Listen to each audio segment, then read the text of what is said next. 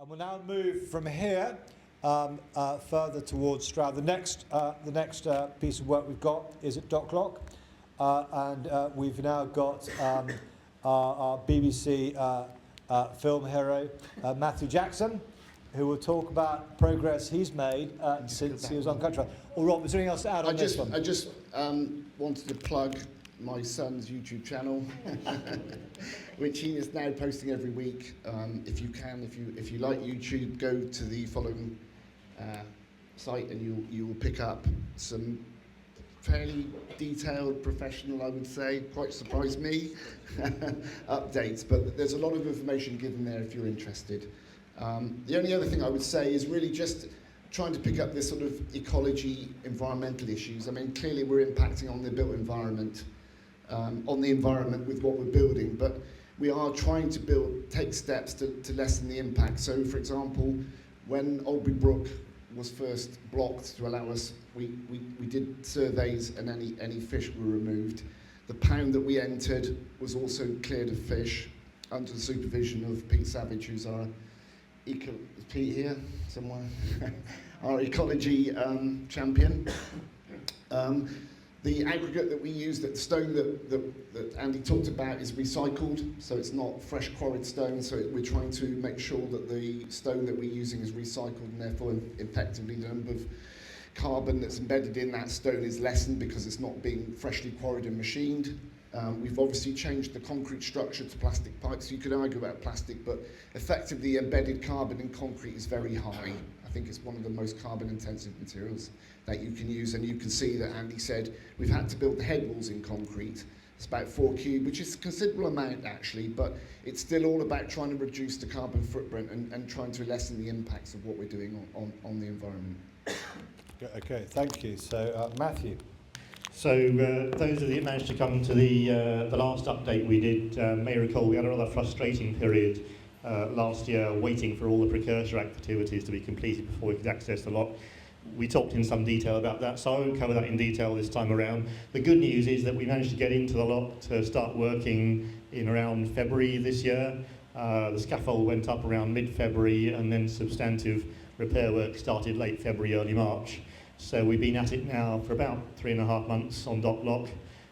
I've been told that we're going to finish by the end of September, so that gives us another 3.5 months. So very broadly speaking, we're roughly halfway through the work programme. I'll just briefly here take you through the 5 main areas that we're working on in terms of the actual scope of the restoration.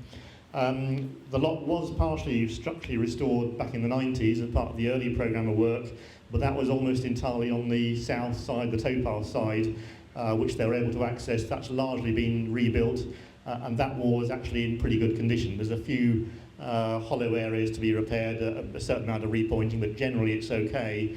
The main work on the lot walls is on the north side, which you can see there, the offside, and you can see from those pictures we're well on with that work now. Those of you that saw the Country File episode a couple of months ago, we had a fun time with the presenter Charlotte Smith dismantling the area at the top of the wall. You can see in that left-hand picture where the lower gate recess is, and that picture shows you what it looks like now. That's all now been fully rebuilt. Coping stones have been replaced. It's all been mortared back in place. The only thing left to do in that particular area is to continue that slot. You can see a slot coming up the wall in the brickwork there, and that will be continued into the top coping stone. That's to allow the space for the paddle gear that fits to the back of the lock gate, so that when you open the lock gate, there is room for that in the recess. So we'll be cutting a slot in that. Other than that, that is all complete.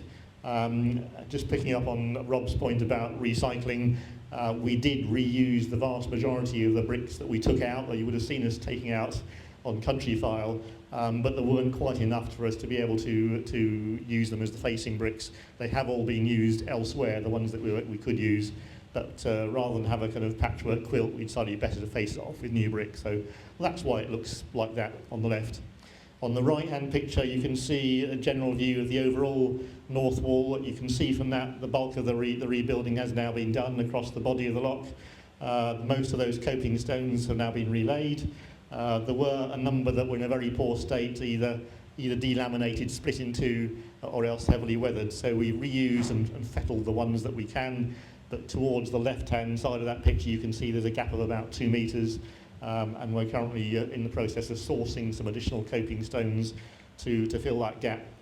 There's also a bit you can't see in the picture further down on the lower wing wall that the coping stones still need to be refitted in that area. So a bit of work still to do, maybe a month and a half perhaps of work to do on that north wall, but we're certainly making good progress on it. Next slide. So the second area of work was fitting new safety ladders. You may recall Andy Pickersgill, who helped with the last presentation, did talk a bit about that. There was a new safety ladder that was fitted as part of the work that was done back in the 90s, but it was done with a very shallow recess into the brickwork, such that you could barely get the toes of your boots onto the rungs of the ladder. It wasn't really safe to use. So that one's been taken out, and we've now cut out 2 new, much deeper recesses, one on each side, and they're spaced at 1/3, 2/3. That's the standard practice with those. The left-hand picture shows you the process of what we do. We actually cut it slightly over depth. It's about 1 foot and 30 centimetres deep. That allows enough thickness to concrete up the back of the channel, and you can see we put wire mesh fixed to the back wall to make sure it's got something to fix to, and then the bit at the bottom is a wooden mould, so we pour concrete down on the back of that wooden mould in order to provide a smooth concrete wall up the back of the recess. So that's all now been done on both sides. On the right hand side you can see the towpath side ladder, the south side ladder has now been fully installed. That's all complete. As of this week we started installing the ladder on the north side. That was held up slightly because we had to modify the brackets that hold it in place, but we now have those, and that job should be finished next week. Next slide. Third area we're working on is installing lower stop plank channels. So we already have stop plank channels obviously at the top end, but there was nothing down the bottom end, and you need them at both ends if you want to isolate the lot from the lower pound. That's actually me handling the cut and rake brick saw that we use. It's a very handy tool. It's the same tool that we use for cutting the safety ladder recesses. It allows you to cut quite a deep channel back into the brickwork, certainly a lot deeper than you could with a standard brick saw. On the left you can see the completed recess cut out on the off side of the lock. So as of now we've completed cutting out those recesses on both sides. The next part of the job will be to install the stainless steel channels that fit into the recess. So they're held in place with expanding bolts, and then we grout the whole thing into the brickwork to make it watertight. The next step after that will be to lay a concrete sill beam across the bottom of the lock. I think it's fair to say that's one of our least favourite jobs, because you're working right down in the base of the lock. There's water continually coming through that all has to be pumped away, so it's not the easiest of jobs, but we'll get through it. So again, a few weeks work to do, but we're certainly well through it. Next slide. Then the fourth area is installing the new paddle gear. You can see there on the left-hand picture and the top right-hand picture what we have at the moment. So we have done some work already to make good the existing brickwork on both sides, so it's ready to accept the new paddle gear. We couldn't do much more than that in the early stages because we were still waiting for the paddle gear to be assembled. We do that in works. We have our own teams who assemble those that paddle gear in the workshops at the depot. But we do now have a full set of paddle gear waiting to go in. It's slightly more complicated on this. The left-hand picture you'll see that's on the towpath side. If you look at the top of that, there's a slightly strange construction which they put in when the work was done back in the 90s, which effectively just allows for a very, very small hole for the connecting gear to go through. There isn't space at all to install a normal jack post, so we're having to completely demolish that and rebuild it. We are working on that literally as of yesterday. So again, that work is now progressing. A few weeks' work still to finish off on that, but we're certainly well on with it. And then the final area down in that bottom corner, it's a little bit hard to see that picture. On the lower offside, there is a quadrant where you operate the gate where the balance beam comes across, and that's set on a kind of raised platform with a retaining wall. When we looked at it for the original survey, it became apparent it wasn't so much a wall as a pile of bricks. So that wall has had to be completely dismantled.